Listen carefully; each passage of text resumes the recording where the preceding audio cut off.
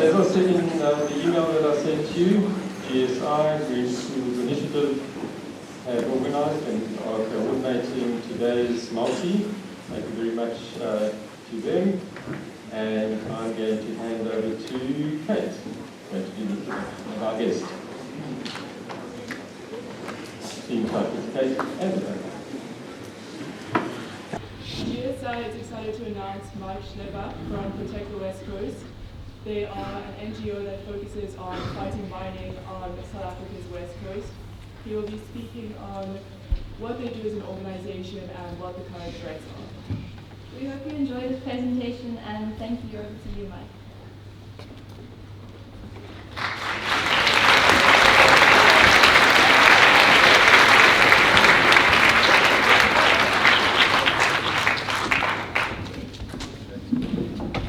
Hello everybody, my name is Mike Schleber and I'm the co-founder and CEO of Protect the West Coast. Protect the West Coast is an NGO that was founded just over 3.5 years ago, and our main mandate when we started was to bring what was happening on the West Coast from a mining perspective into the public domain. I don't know if any of you guys have ever travelled up there. You know, when you go to the areas north of Langebaan, up to Ellens Bay, Lambert's Bay, Doornbay, and so on, you'll know that it's pretty sparse, it's pretty desert, it's like a semi-desert, and it's very much out of sight and out of mind. And so the mining industry, I'm an avid surfer. I've been going up up the West Coast for many years, since I was 13 years old. And you know, we go to areas north of the Olifants River, and it's one of the last remaining areas in South Africa where you can still free camp and, you know, literally sleep on the beach, and it's still pretty wild and free. And so if you could change the slide, please.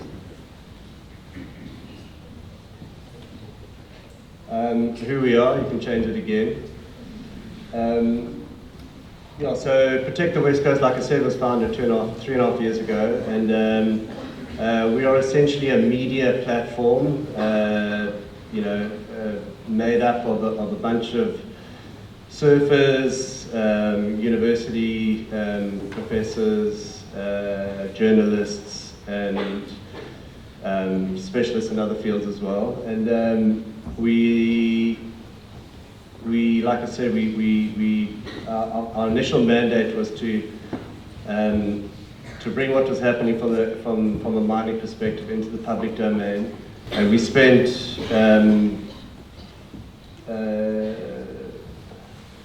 our first 2 years essentially we did a very good job in getting our cause into the mainstream media. We did a couple of protests up on the mining sites up there, and the real issue is that mining's been happening, diamond mining and mineral mining has been happening on the West Coast for at least 100 years, and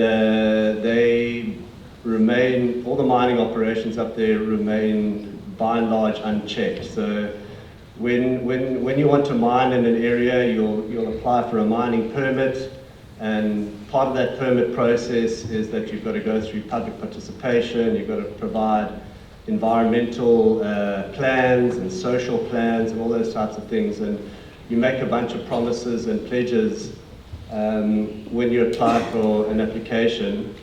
And then once the application is approved by the various different departments, like the Department of Environment and the Department of Minerals and Energy, then you're supposed to be held accountable by the Department of Minerals and Energy, who make you sort of follow all the rules and regulations that are in your application.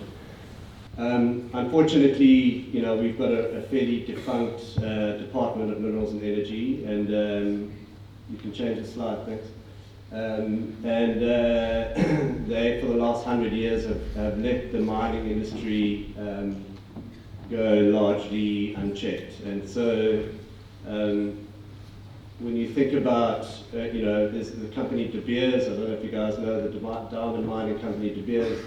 Well, they're pretty much the biggest diamond company on the planet. And they extracted all of the early billions of dollars worth of value from the Northern Cape area. And but when you go there today, all of their old mines are completely unrehabilitated, and some of the communities there are some of the poorest in South Africa, which is really not how it should be. Change things. As you can see here by this map, the West Coast is literally under siege, not just by beach mining operations, but also by oil and gas offshore. So when you look at the area, literally from, say, Saldanha Bay up to Alexander Bay, there are around 65 beach mining applications in that area between, you can see there, all the way up to Alexander Bay. And then you've got, that's mixed up between minerals and diamond mining. And then you've got the area on the near shore, which is like, up to 10 kilometers in the ocean, that is divided up in diamond mining concessions, sea mining, and then it's oil and gas after that. The whole western seaboard is divided up into oil and gas concessions, which they're currently doing a lot of seismic testing and looking for oil right now. Next, thanks. Yeah, so our organization is not anti-mining. We all, it would be hypocritical of me and the people that I work with to be anti-mining when we all use the things that mining provide. A lot of the minerals that they find on the West Coast are used to make up various different metals and elements that make up your cell phone and things like that. I don't think the world needs extracted diamonds anymore, because people can make diamonds from thin air essentially. So. But what we are against is illegal mining. We are against the total degradation of the environment up there. If you go into the area between Hornerklip Bay and Alexander Bay, it's a stretch of coastline that's about 230 kilometers long and about 20 or 30 kilometers wide. It really looks like the moon. It's been completely devastated by the diamond mining industry, and to date, zero rehabilitation. And like I said earlier, some of the communities around there, like towns like Kleinseer, Port Nolloth, Hornerklip Bay, and all those types of places are some of the poorest in the country. And then the diamond mining industry, or the mining industry, is essentially been given carte blanche over the whole entire west coast. No other industries have been allowed to flourish. And another element that we're seriously advocating for is that there's a lot of new industries that are non-extractive, things like kelp farming and algae farming, palamon farming, all those types of industries that are non-extractive. They are circular, and they could provide many thousands of sustainable long-term jobs for the people of the West Coast. Next, thanks. There you can go again. Yeah, so there you'll see, illegal mining causes catastrophic damage to the environments and really messes with the ecosystems. I'll give you an example. That Northern Cape area where they've taken out all the biodiversity, all the fauna and flora, they've mined, and then they've left it just big sand dumps. And in the summer months, the sand would blow the water, the wind would blow the sand out into the ocean up to 30, 40 kilometers out. And and then the sand would drop to the bottom of the ocean floor and literally kill everything on the ocean floor. And so you get these big areas up there that, you know, where the ecosystem has been messed with, and it just has a severe knock-on effect to everything else around it. Next one, thanks. Yeah, so you know, our mandate as an organisation is really to, like I said before, bring what's happening up there from a mining perspective into the public domain. We also aim to enable society to act against illegal mining. You know, we work with a lot of the communities up there. You know, it's the first time ever that these communities have had a platform and a voice with which to work and to be heard. And you know, through our sort of storytelling and media prowess, we've been able to tell a lot of these stories. And the other element is to hold mining companies and government to account, and to encourage alternative sustainable economic development like I just outlined just now. Thanks. Keep going. Yeah, so you know, we're a very young organisation. We've been around for 3.5 years, and last year we took one of the biggest diamond mining companies to court, and we won an out-of-court settlement, and we managed, through that out-of-court settlement, we managed to keep Transhex away from mining the second most biodiverse estuary in the country, called the Olifants River Estuary, and literally about 25 kilometers of pristine, beautiful coastline as well. Amongst other things, it's an ongoing battle with them, but in the past 6 months we've sent 2 teams of specialists up into that area to make sure that they're mining in accordance with the law, and that battle continues. 2 years ago, we commissioned a film called Ours Not Mine. The film was funded by Patagonia, the brand, international brand, and was really about the fishing in small communities around some of these mining operations, and it was a really great opportunity to tell their stories. We've had a few powerful public protests. One of our protests was that we made up these signs that said no entry, this is a mining site, and we placed them on 10 of the most popular beaches in Cape Town. And so one beautiful Saturday morning, you know, locals would walk down onto the beach and see that they weren't allowed to come there because it was a mining site. And and we filmed it obviously, and there was a very powerful way to bring what's happening on the west coast down into to the people of Cape Town. Yeah, we've been in pretty much every major media publication in the country, and some international as well. Daily Maverick, Sunday Times, and so on. Yeah, we have a very solid social media platform. You know, we have several thousand people that follow us on Facebook and Instagram, and that continues to grow. It's been a really great way to engage younger people and really just tell everybody what's going on. Last year was the inaugural Run West event, a run that one of our partners has put together. In fact, 3 years ago, Dom DeJesus, the guy that organized Run West, he and a small group of dedicated activists ran all the way from north of the Olifants River. I think they ran about 600 kilometers down the coast, you know, over a 3-month period on individual weekends. But last year they had their inaugural one-day event, which was a 10-day run, a 10-kilometer run and a 20-kilometer run down from the Olifants River Estuary down through Doornbay into, down through Strandfontein into Doornbay.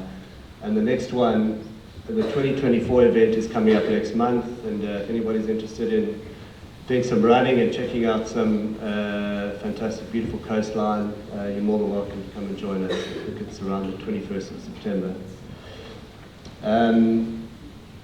Yeah, we 2 months ago we embarked on a what we're calling the West Coast flyover. Myself and one of the guys that work with me. That's not very good English, is it?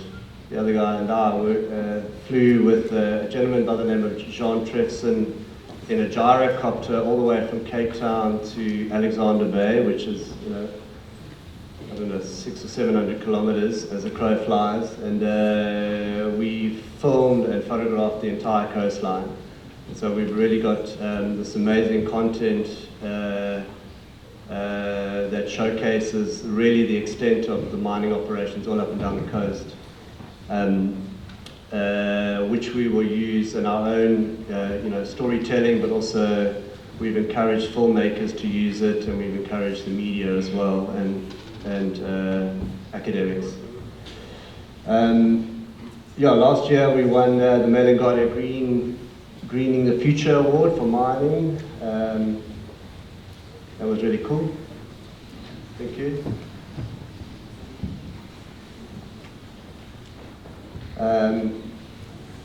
We can go again.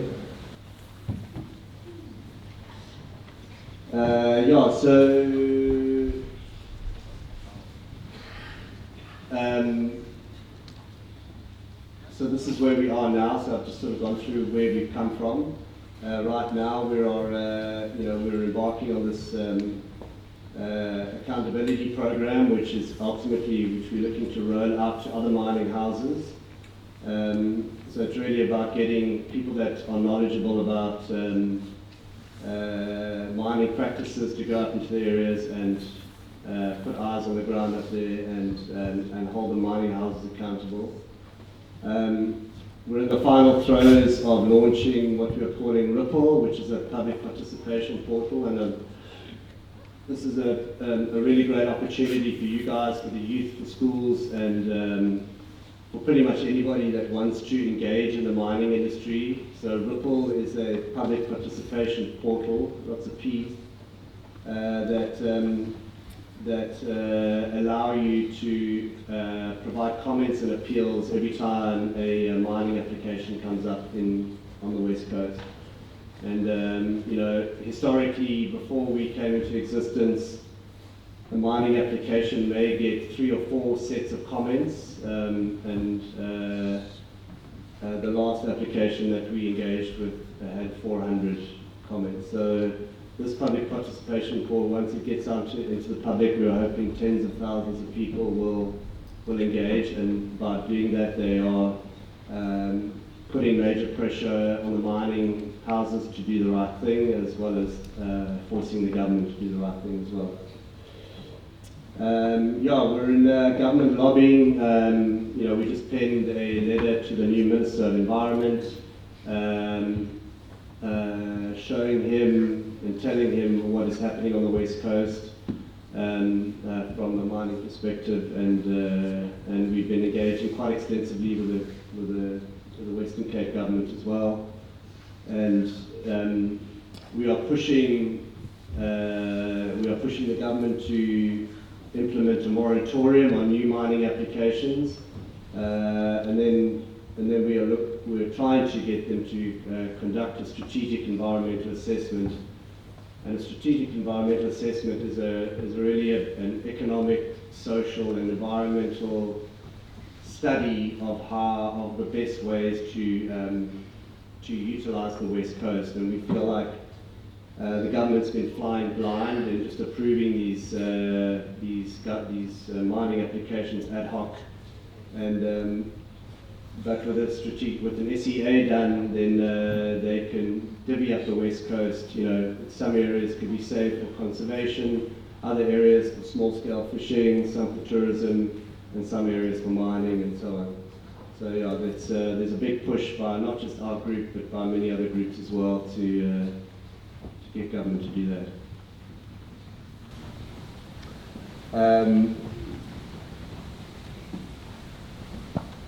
Yeah, so we are, effective storytelling.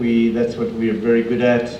We are embarking on a few special reports. We want to tell the world about the lack of rehabilitation on the West Coast. We want to tell the world about these massive cliff collapses that have been done on the West Coast by some of the mining houses.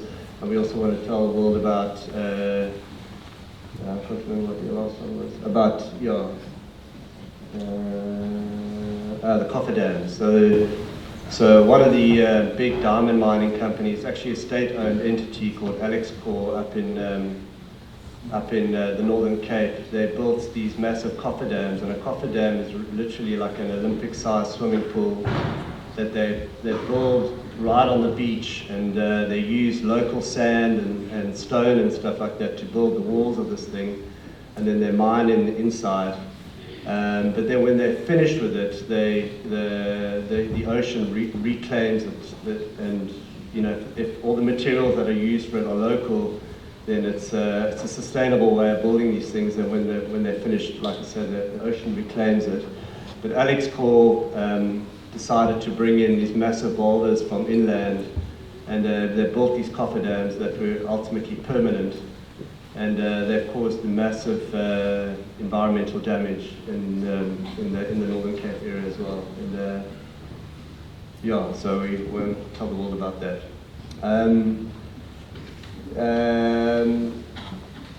That yellow bit shouldn't be there. Sorry about that. I've already touched on the sustainable economic alternatives. There's a massive opportunity. All these old mining areas are a great area for algae plants or kelp farms. Each algae plant can provide at least 1,000 sustainable long-term jobs for the people of the West Coast. And they can grow their own food on these plants, and the algae is turned into a biofuel that is used in the shipping industry, and there's it's providing basically an alternative and sustainable fuel for the shipping industry, which is a massive win for everybody, and the plants can be powered by the wind and the sun, so it's really circular, non-extractive, and a really great way to earn a living. Keep going.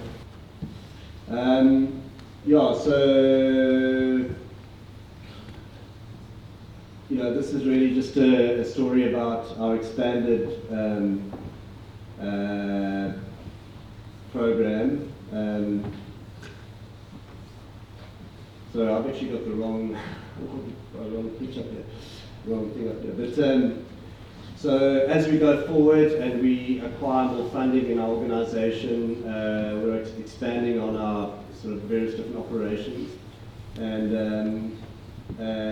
we plan to embark on more detailed research. We really want to provide the ammunition and information that is needed for effective storytelling, but also for scientific research of the data, and for a thing like the SEA, the Strategic Environmental Assessment. It means a lot of people have to go up into these areas, specialists, and generate as much information as they can. And then we plan to expand on our accountability program, wider storytelling, and more specialist reports.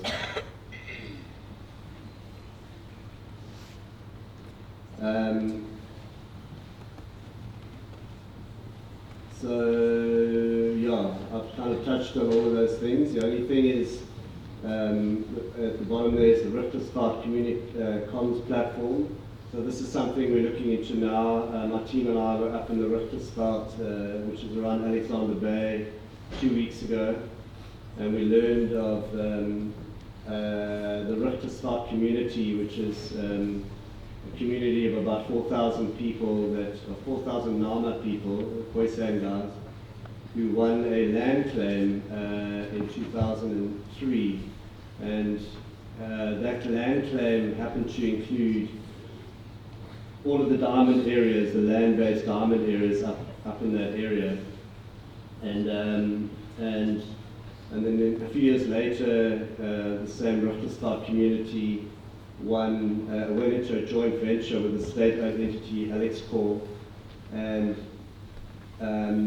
they were supposed to, so joint venture, so it was a 50-50 joint venture, and so what that meant was that the Ruchtestad community were supposed to get 50% of all the dividends and diamonds that came out of the ground in that area. And unfortunately, to date, which is, I don't know, 18 years later, the Ruchtestad community haven't seen a single cent.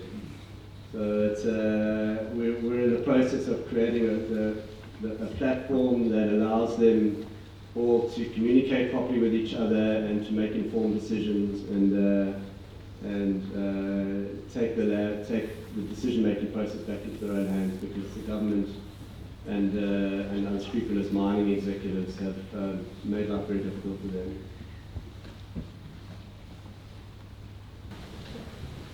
Yeah, I think I'm going to leave it there. Sorry, I've actually got the wrong pitch up here.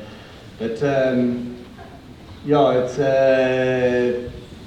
it's been one hell of a journey. You know, when I was your guys' age, I had no idea that I'd be, you know, becoming an anti-mining activist. And but it's yeah, it's. Are there any questions? Yeah, I'll sort of leave it there, if that's okay.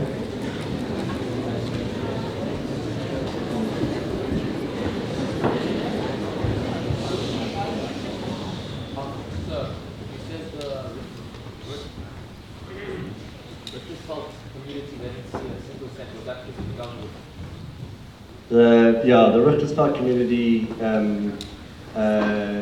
they're very much a forgotten people. And you know, what happened was that in 2001 they won this land claim, and for the first time ever the South African government appealed that decision. And so then the land claim went to the Constitutional Court, and where it was upheld. And it became apparent that, you know, the government really wanted what was under the ground there, and they've shown that to be true. And to date, yeah, so they actually went into a 49%, 51% joint venture with Alex Corp and the government, and to date they haven't seen a single cent. Yeah.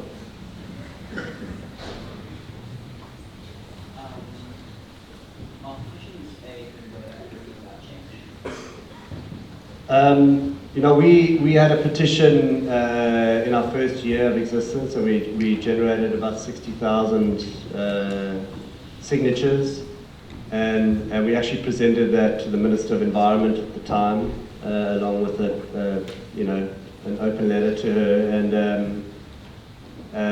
didn't get us anywhere, didn't even get a response. And I'll give you another example of that. You know, a few years ago there was, I don't know if you guys remember, there was the Shell seismic testing thing on the Wild Coast, you know, that generated, it was just on the separate coast, you know, there's plenty of seismic testing going on the West Coast, but for some reason the Wild Coast seemed to get a lot more public interest, and I think they generated like 1 million signatures in about 4 days for a petition there, and that unfortunately didn't change anything either. It was only until the local communities took the Shell to court that won that case, that it actually got stopped. You know, so it doesn't matter. The government doesn't really care about public uproars or anything. They just, the only way to stop them is really through the courts.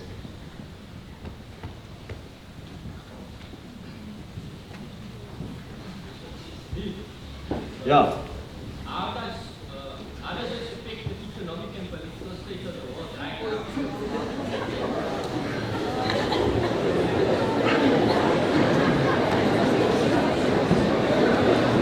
Sorry. Could you repeat the question? How does this affect the economic and political state of the world right now? Well, I don't know about the world, but mining.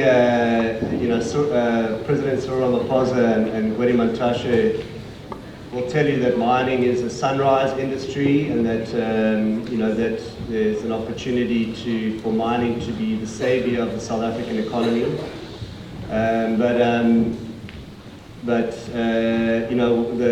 The investigative work that we've done on the mining houses that we've looked at provide very little in the form of jobs, social upliftment, and any of that kind of stuff. So, mining is supposed to provide a lot in tax revenue, but also social upliftment, and also supposed to do all those other things. But yeah, it's old school, out with mining and in with nature-based solutions. These are industries that could provide tens of thousands of jobs for people around South Africa, and like I say, are circular and non-extractive and just much better for everybody.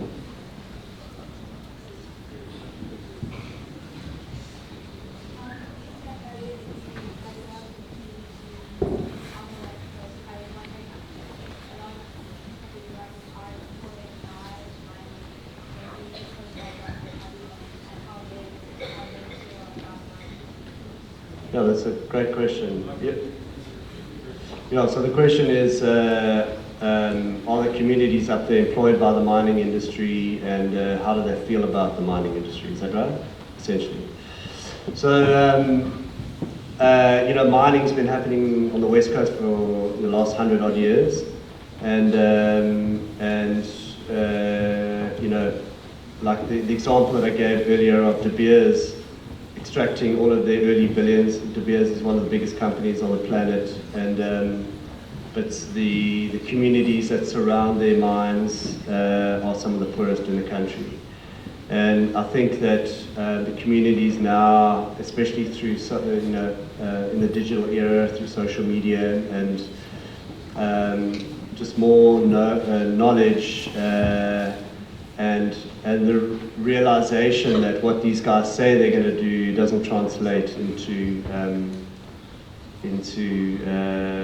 it doesn't translate into the real thing. So people are cutful, and they want to the communities want to look at other industries to make a living from. A lot of people have left the West Coast. There's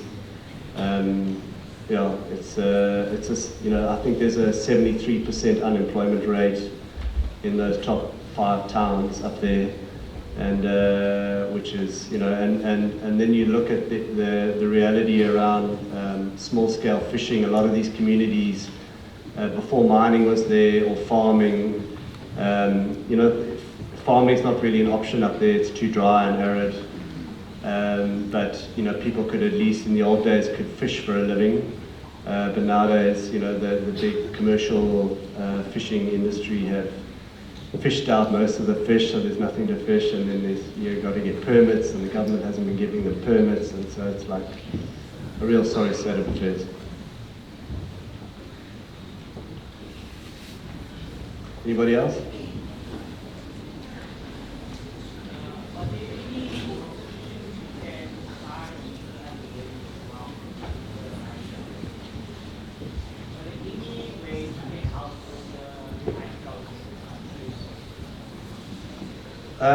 Look, I mean, the ways to get involved really are, to engage with us, follow us on social media, participate, share stuff, share information, sign up for our newsletters. We've got a very good website with a lot of information on it, and when Ripple comes into life in the coming weeks, if you really want to engage and participate. That's a really great way to do it. We feel like Ripple really represents an opportunity for the youth to get involved, and I think that's something that the mining industry and the government have never really seen before. And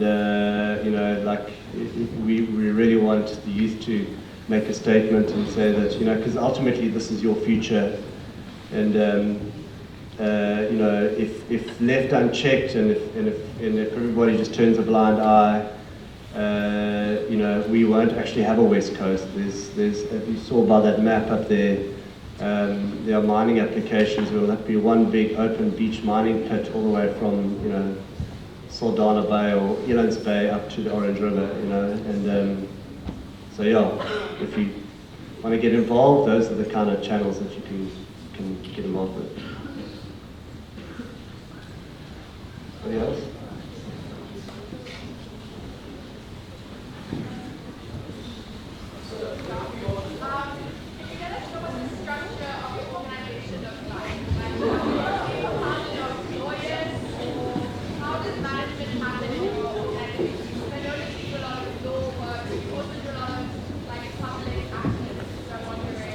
Yeah. Okay, yeah, no, that's a great question. How was our organization, what's the lookup of it? I mean, how's it look? So, Protect the West Coast is a registered NPC, non-profit company, and we're also a public benefit organization, which means that all donations that come our way are tax deductible.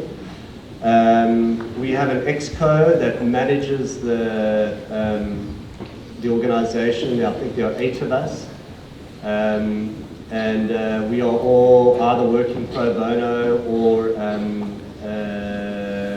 derive a small income from it. And then we have an advisory board. So the members of our exco are mostly, we have 2 fairly prolific writers and journalists. We have a design guy that creates all our, you know, design work. We have got a social media specialist and a web developer. And then we have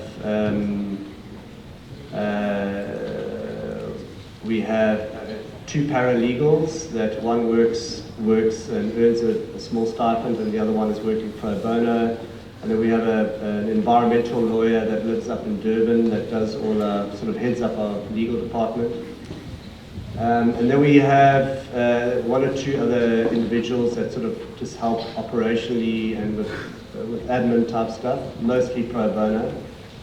And then we have an advisory board that's comprised of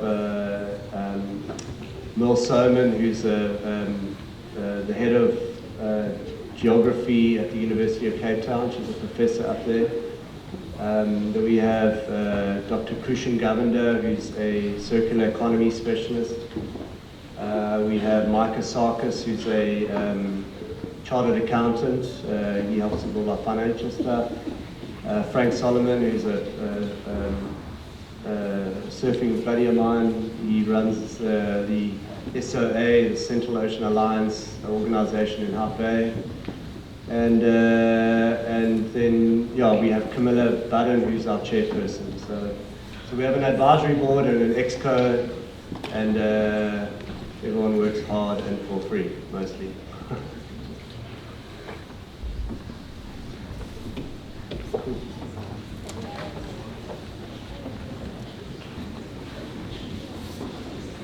So on behalf of GSI, we just wanted to say thank you for taking the time to come to educate us and our school on what you do and the conservation that you do and how important it is to protect the West Coast.